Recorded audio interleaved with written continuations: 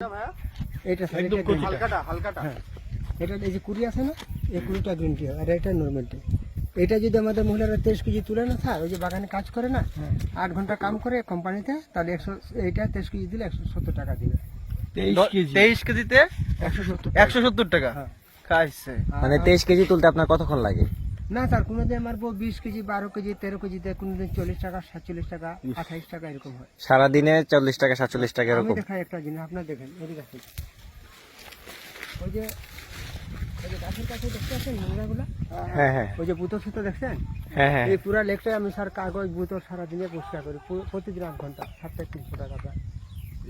নাহলে আমি আপনাদেরকে বললাম কোন কারণে, এই যে পাতা আছে না, আমাদের মানে কষ্ট হচ্ছিল, কিন্তু ইনকামে স্যার সংসার চলে না। এটা ঠিক।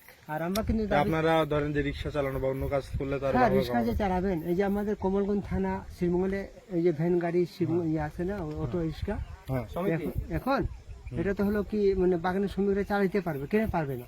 কিন্তু কথা হলো যে যারা যারা জানে যে শ্রমিকদের তো বেতন কম, এই যে আমরা যদি তাকে যদি ভাড়াটিয়া গাড়িটা দিয়ে দিব, যদি কোনো দুর্ঘটনা ঘটে, এ তো পালা যাবে, দিতে পারবে না। হ্যাঁ, তার এই জন্য স্যার আমরা আচ্ছা, আপনাদের তাহলে মূলধনের ইয়ে আপনাদের খাবার দাবার কিভাবে চলে? আমরা সকালে উঠি, আর দুবেলা চা, আর লবণ দিয়ে চা খাই, আর চা পাতা ভর্তা, এই পাতা দিয়ে ভর্তা খাই। আর আবার যে বাচ্চারা আছে না, দুপুরে এরা রুটি খায়, একবেলা আমরা ভাত খাই, রাত্রে ডাল দিয়ে খিচুড়ি ভাত খাই। মনে করেন স্যার, আমাদের দাবি ছিল 300 টাকা, কিন্তু 300 টাকা হলে স্যার চলা যাবে। এখন 1 কেজি দাম, 1 কেজি মাছের দাম 400, চালের দাম 70, খালি ডিম 80 টাকা। এটা দিয়ে স্যার কি হবে? আবার পুরা টাকা পায় না, খালি কোম্পানি থেকে আমাদের সুবিধা হলো যে থাকার জায়গাটা ফ্রি, মাটির ঘর দিচ্ছে, আর ওই রেশন বলে না, রেশন শুধু আমার বউ সপ্তাহে 3 কেজি আটা পায়, কিন্তু রেশন হিসেবে কি পান? শুধু আটা, ময়দা 3 কেজি, আর না। আর এটা ফ্রি দেয় না, টাকা দিতে হয়। বাট কম, হ্যাঁ, 15 টাকা কেজি। কম দামে দেয়। এখন স্যার আমাদের হিসাব হলো যে আমরা যেমন সপ্তাহে কাম করে, এটা থেকে কারেন্ট বিল, নিয়ম চাঁদা যে কাটে, এগুলো কাটার পরে যা হয় এটা দিয়ে চলতে হয়।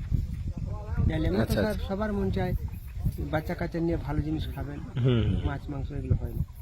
আচ্ছা আচ্ছা, এটা দিয়ে যে আপনারা সকালবেলা বললেন রুটি খান, কিভাবে জি, রুটিটা কিভাবে খান? এই পাতা দিয়ে কিভাবে এটাতে খান? স্যার একটা গুণ আছে, এটা আমরা কি করি, যে হাতে জুড়ে করলাম না, হ্যাঁ হ্যাঁ এটাতে কাঁচামরিচ দিতে হয়, লবণ দিতে হয়, পেঁয়াজ দিতে হয়, আর উপরে আলু সিদ্ধ দেয়, আর লেবু যদি থাকে লেবুটা কেটে আর রসটাকে মাখায়া, আর এটা আমরা পলিথিনে ঘষা দিয়ে আচারের মতন হয়ে যায়।